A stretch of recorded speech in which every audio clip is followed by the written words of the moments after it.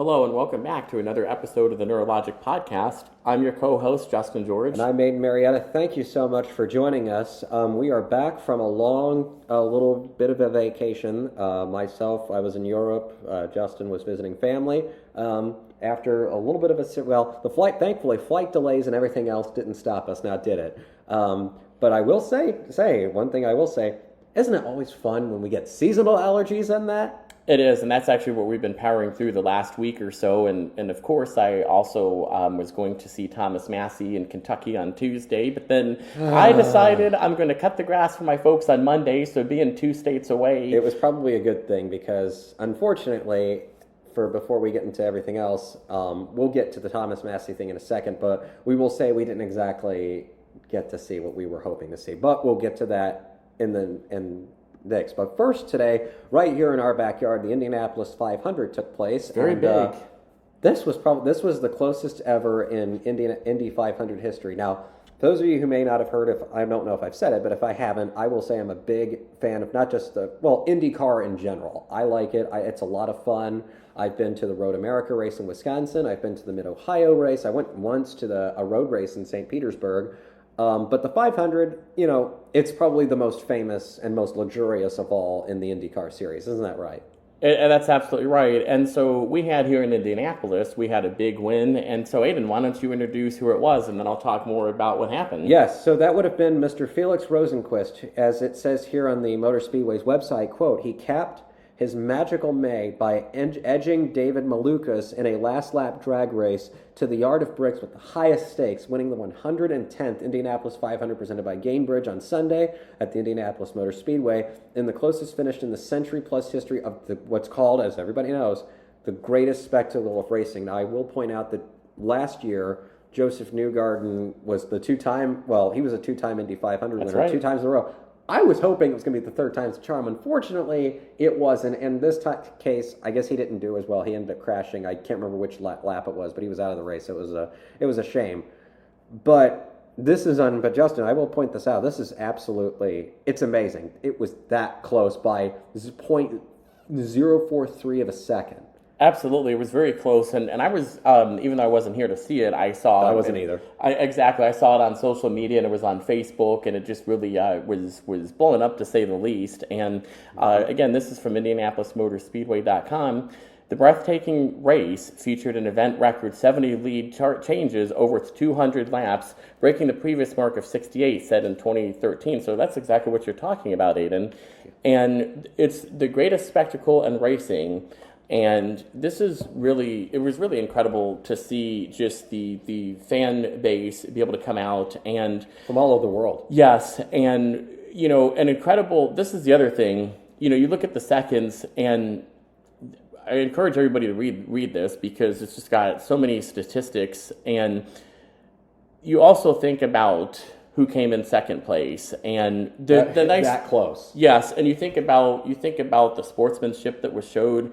So, folks, there's really a lot to do that, and of course, who could forget when he and this is again from IndianapolisMotorSpeedway.com, where he finally pounced past O'Ward for the lead on lap 185 and was headed towards Easy Street. So that was really nice. I know there's some video clips out there. He's also got his own website. Now, some fun facts for you about the Indianapolis 500, because this is, Aidan, as you pointed out, it's very historic and the most luxurious of any in the IndyCar series. And yes. I've been to a few races now. Some people do prefer like the more twists and turns of something like Road America or Mid-Ohio, and I can see the value of seeing that in person. Although an oval track, that's a classic. It is a classic, and the statistics here, it goes back to 1977 when it goes back to the 70s. So think about this. This has been going for decades and decades. And the pit stop challenge. Okay, if you think about that there is you have the race start and finish statistics. You also have the time. Some of the you think about 13.8 seconds, 17.27, 13.51, depending on which year and which race car driver you're looking at. There's also the pace car drivers. So there's the, one of my favorite cars, the Chevrolet Corvette, has led the field to green 19 times and likewise leads this list. This section breaks down the pace cars and the drivers who piloted them through Indianapolis 500 history. Now this even goes back to the year, folks, you ready for this? Over 100 years ago, 1911. Isn't that right, Aiden? It's wild, and so many good. That's right, Justin. It's very wild, and I mean, you look at that. I mean, there's just so much of it. And again, obviously, as I pointed out, this is more like of the series. IndyCar has been going on for as long as anybody can remember, and I think the whole series itself. Yes, the 500's great, and we weren't able to see it in person, although we had some friends. We had some friends that were down there. I'll give a few shout-outs of ones that I do know that were there. Lieutenant Governor Micah Beck was down there. Yes. I will give him credit. He was actually on national television talking up our state, and makes you wonder. I mean, it makes you wonder. He talked very much more executively than most others I've ever heard.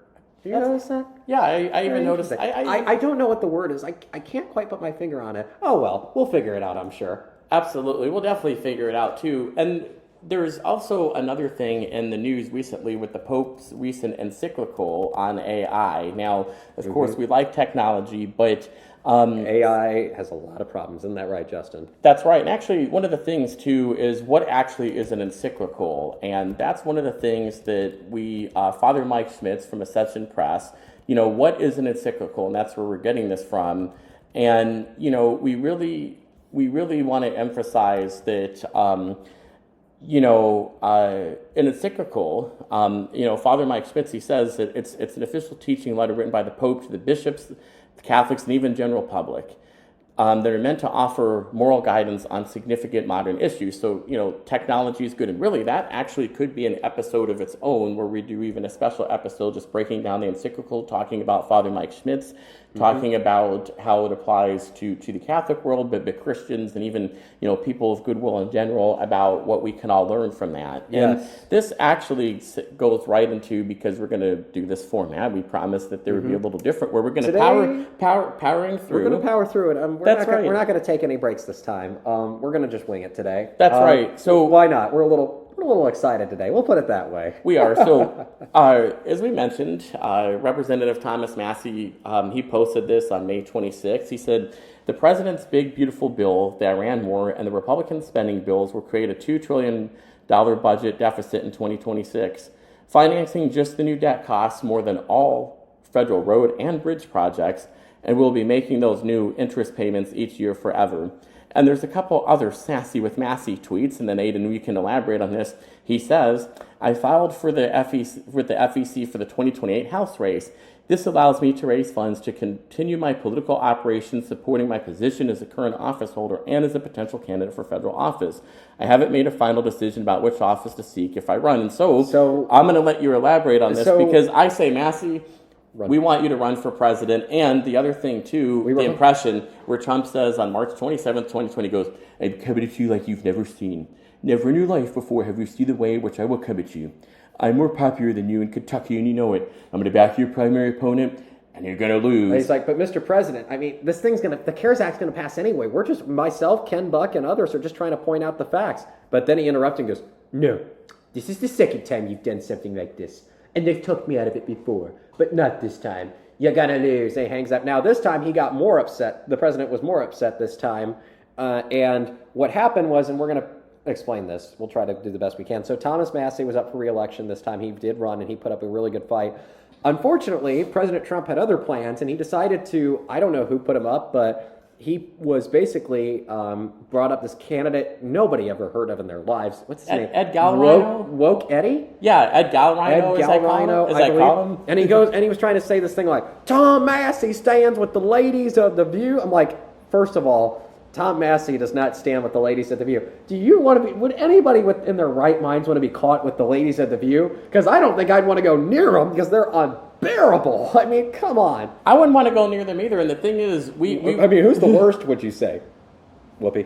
Yeah, or Joy Behar's a close second. I would say she's a close second. If you wonder why Meghan McCain left in the first place, there's your answer, because it's so dysfunctional. Well, and the other thing too, I also saw, speaking of people leaving, Megyn Kelly was on Tucker Carlson's interview. If you haven't seen that, I saw a little bit of it. So, folks, if you haven't seen that yet, definitely, I would encourage you to check that out. Also, I wanted to give a really, really big shout out to the Sean Ryan Show.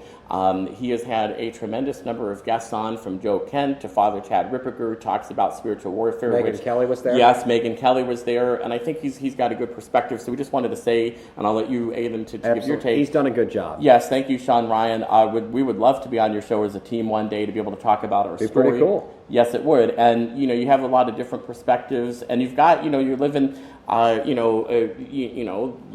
the truth. And Thomas Massie, he posted this. He said, "I lost the election, but we started a revolution. Keep the flame of liberty burning, my friends. I will continue to put people and principles before party. America first." And that is right. And as young conservatives, and most importantly as Christians, Aidan, we are not going to back down from what's right. And nor should we. And so I'll explain it. Yes, unfortunately, somehow, this was probably the most expensive, from what we understand, was the most expensive House primary in American history. Thomas Massie had small dollar contributions from Kentuckians. 90% of his donors were Kentuckians. Ed Gallerine's were all from out of state, out of the Commonwealth.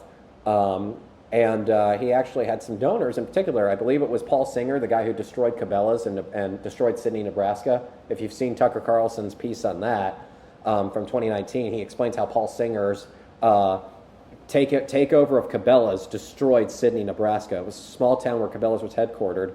And after Paul Singer destroyed Cabela's, Bass Pro Shops had to come in and pick him up. So, and don't get me wrong, I love Bass Pro Shops, but that's just a fact. And not just Paul Singer, there was also Miriam Adelson. That's right, Miriam the Adelson, casino magnate, the wife of the widow of the late Sheldon Adelson. And let's also not forget Eric Dieters was also involved in this, and he's the guy who actually, when we were still on X, one time, I kid you not, he had 0 likes and 0 retweets. And again, disclaimer here, that was on a particular post the other year back when we were on it, so we're not saying, we want to be accurate. There just was no engagement. Yeah, and we don't want to say that that's for every post, but there was low engagement on a lot of them. And then, of course, his website, I remember seeing Thomas in May of 2024, and Thomas said, because there's at the Pee-wee's restaurant. Was he running for Congress or for governor? Yeah, he said that to me. It said Eric Dieters for Congress. He says, as governor, here's what I'm going to do. Well, turns out Andy Beshear ended up sadly winning. I mean, Daniel Cameron, give him credit. He put up a good fight,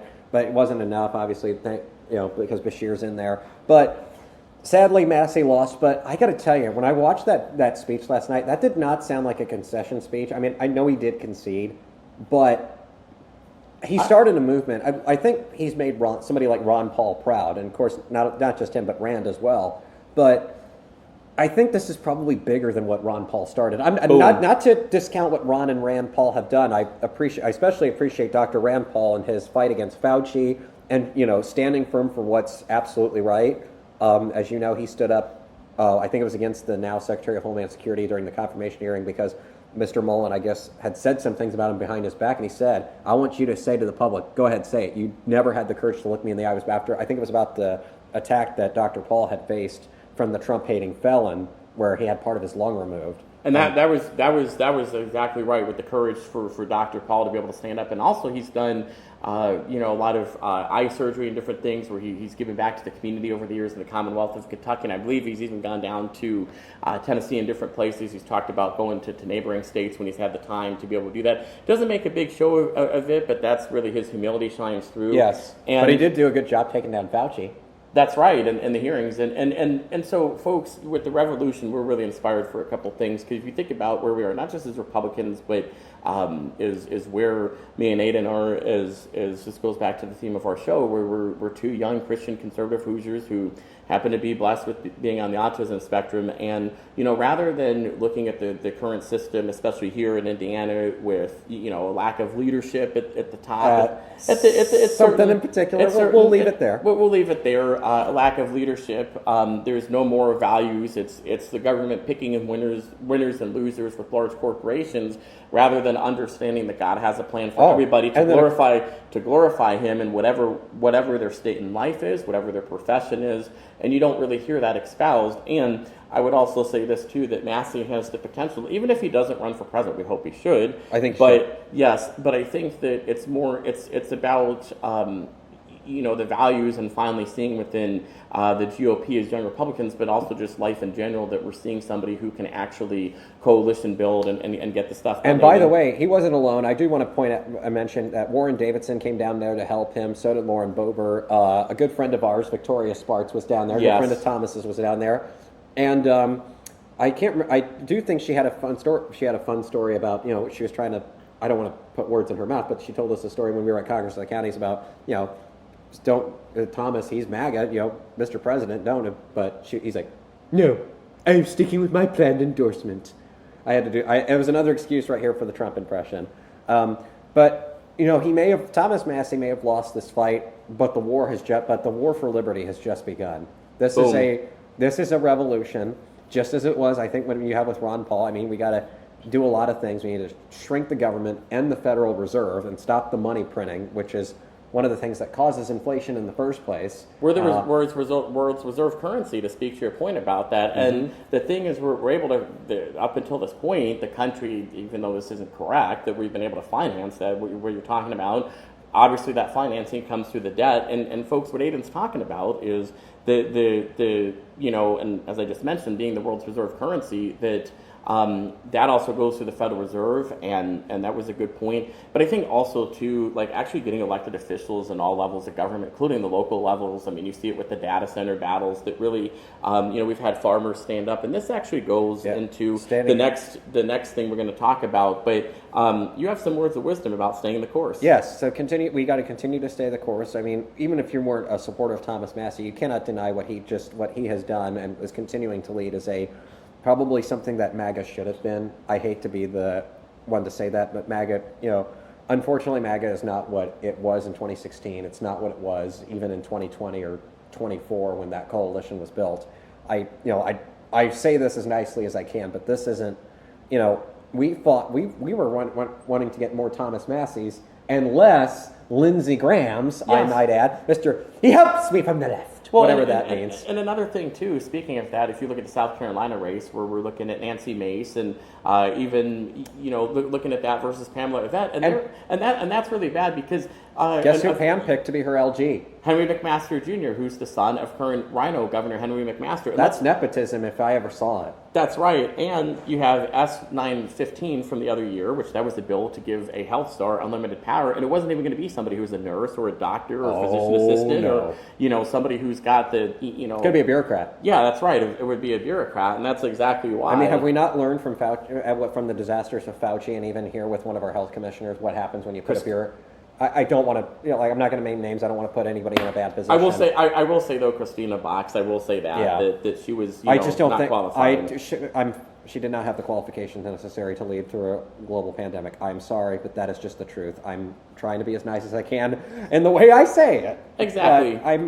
But I'm just stating a matter of fact. And of course, we also looked to, one of them I think. But of course, we've got more Lindsey Grahams who want to send our kids to war again because I guess Iraq wasn't enough. And of course, we got certain folks who get so excited to say, let's talk about data centers. Who could that have been? I can't put my finger on it. Can you? I don't know either. I don't know, but it was but I think it was the same person who said if you oppose tolling, you're sticking your head in the sand if you don't have tolling as an option. Well, Aiden, we can go stick our head in the sand at the Indiana Dunes. I mean, of course, that's up in the right up in northwest Indiana. Gee, we may have to do that. But in any case, that's right.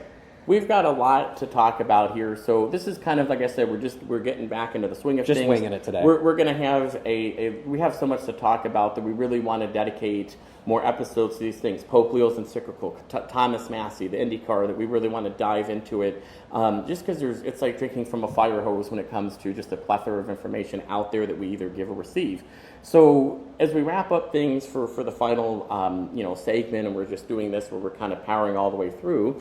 Something a little different. Absolutely. So autism awareness and just having a little bit of fun with it. So, one of the things we're looking at too, big shout out to Aaron Likens at IndyCar. He's also on the spectrum like us, and he talks about when he's working in his element, how it's the same thing for me and Aiden, doing things as a team together. This podcast, taking it to the next level, and using a thing, this ties back to the faith, but also the way that we're scientifically wired of co-regulation and the synchronized brain. And we're exploring the fascinating science of people like us. So, when two best friends like us, when we're, as mentioned, we're lifelong companions, and we realize things, our brainwaves actually begin to mirror and synchronize with one another during communication. And if we face a moment of creative fatigue or high stress, the other's calm focus, it can actually help co-regulate the nervous system back to the equilibrium. So it's not just on the air, but it's also off the air personally. Anything in general. And, we reject the bureaucratic system that forces people to work as isolated individuals, and we're using the absolute highest level of human biology, which is the shared focus and neurochemical teamwork, to remain completely unstoppable. Yes. I also want to give a shout out to my parents' insurance agent in Tennessee, Lisa Crum and Linda McCracken. They are two best friends who happened to, when I was there, my mother's car actually broke down, so I was able to drive her and to go. She had to have it towed, so I had to have it. I helped drive her while I was visiting her and my father, and I got to emailing the insurance agent about it afterwards. Supposedly a rat chewed through the wiring. Isn't that lovely? That's very lovely. I want to give a shout out to them because Lisa Crum and Linda McCracken down in Greenville, Tennessee. Because now their vocation and their state of life is different than you and I, but they happen to work in, they're two best friends. There's other insurance agents there, but they happen to work full time in the State Farm office, and they deal with auto and home insurance. And so whatever it is, one of the things I want to talk about, whatever your state in life is, so me and Aiden are lifelong companions, that's our state in life. Our profession is communications, but looking at, the podcast, AM, FM, really doing a lot. And they're glorifying God by the work that they do, even though it's not the same as us, because God has a plan for all of us. So, yes. And also, of course, Spectrum Radio, Indianapolis Mix, and some of the other folks here that have been supporting our podcast here in Indiana. And really just, we want to have a positive ripple effect across the nation. So, Aiden, before we do our rapid fire questions to close our podcast, I want your takeaway on what I just said. I'd say all of that's really accurate. I think that's really interesting to hear about about those insurance ladies. I think that's really cool as well. It really shows that I think, there's a lot of ways, people have their own sort of skills. I mean, they're very good in the insurance world. Obviously, that's not something we really know very much about, other than what an insurance agent might tell us. But, some people are good at contracting. Some people are good at, communications like you and I are. Some people are good at business. That's right. Really good at business. I know a few people actually who are good at business. I know one in particular who's got 35 years of it. I won't name names, but I will say we know good business people. And yes, and that's also important to glorify. We also know not so great business people. That's right. Put it that way. And the good people, it's important to, like I said, to glorify them and what they do and to learn from them. And so we have some fun questions for each other. What is our favorite summer activities together? I'll let you go first. Oh boy, here's the lightning round questions. Walking's great. I guess, just getting out of the house once every now and then. Going to the pool soon. Yeah, something like that. Basically, haven't done it in a while, but no, I haven't either. Although I guess it gives an excuse to impress the ladies. It does, yeah. Especially if you go to the water park and you're running, and then the lifeguard blows the whistle at you. But that's another story. The lifeguard. Yeah. The lifeguards. That reminds me of the Sandlot when the kid pretends to drown so he can. Yeah. So he gets a little smooch on the lifeguard. She likes it. Well, she ends up liking it. First, she gets mad at him, but then. She liked it. She did. She liked it. So what is it like? Those are some of my favorite summer activities. No, I think it's funny too. Not the lifeguard thing. Me neither. But also, I will say also on a roller coaster once. I've ridden a roller coaster more than once. It's kind of rhetorical to say that, but I said I like broccoli. I like cheese. There's one of those steel looping coasters. It was called the Tornado at Dollywood. That was really nice. So what is it like to have autism and enjoy the outdoors as best friends? I think even whether you have or don't have autism, I think just, if you get to enjoy the outdoors, that's probably a good thing, because it gets, you need to get outdoors once in a while, if not a good amount of time, I'd say, because, got to get the vitamins from the sunlight. Don't burn yourself. That's right. And you also got to at least enjoy the weather. Now, yeah, it'll get humid sometimes. Now you're going to be sweating up a storm. It's a good thing is I don't overheat as much as I used to. I don't overheat like I used to, because I used to overheat easily. I'll be the first one, but I used to not be able to sweat. I've had that too. But it's gotten better, actually. I don't know if that's just natural, if that just naturally happens, or what that is, but it's something we'll look into and to learn, even though we have different metabolisms, even to just learn more about us. Speaking of that, what are some things we've learned about brain chemicals recently? That we learned a lot of things about them, that they act in a certain way and that they have certain functions, and it's always very interesting on how that goes. So now I think it's time, before we close off, for our fun take of the week, an issue that I guess we should be paying attention to. I'll let you start. What is one thing, and this goes for our listeners, you like doing with others, so family, friends, community, what is one thing that gives you peace and joy? I would actually answer that, and I would say to be able to have the positive ripple effect here in our state of Indiana and across the nation. What about you, Aiden? I'd say so, and I think that ensures, making sure that the right folks are in it for the right reasons, that you don't get rhinos, establishment, all those some of the hooligans, let's put it that way, the hooligans that you get. Not just that. I think do other things. I think just trying to, see what you can do. Give back yourself. Don't, because sometimes you're in a position where if nobody else is going to step up, who will? That's right. So then you got to ask yourself that from time to time. And if you're in a position where you find that you're able to do it, then you've got a duty, and I'd say an obligation to step up to the plate and actually put yourself out there. Boom. I would say that obligation to step up to the plate, you're exactly right. And I think that as we put ourselves out there, to continue to double down and don't look at the challenges in life as a stumbling block. Look at it as a challenge to overcome. You will get challenges in life. It's inevitable. You can't prevent it. But absolutely, you got it. It's not easy to navigate. Trust me. I think we would know. We would know. Yes, but we're working on things. We work on things, but So I think that's going to be it for this episode. I know we winged it a little bit, but there was just so much to get to. All of these could have an episode in and of themselves. And there's so much on that. But hopefully we gave a good summation of what's going on, and some of the news that came out and all that other stuff, including the very exciting 500 race. But I think that's going to do it for now. But because it really means a world to our listeners that you take the time to hear us dive into the conversations every week. And before we head out, we want to make sure that you can stay connected with us. You can find us on Facebook, at Instagram. Our main hub is sites.google.com/view/Aiden and Justin. You can even find that on our Facebook page. We're on Facebook, Instagram. Follow us on Spotify and wherever else you get your podcasts, Apple Podcasts. And thank you so much for listening. Yes, and it's doing this with my best friend Aiden. It's incredible. And if you haven't already, like he said, please hit that follow button on your favorite streaming platform. It helps us grow in an organic way. We want to leave you with some positivity as you head back into your week.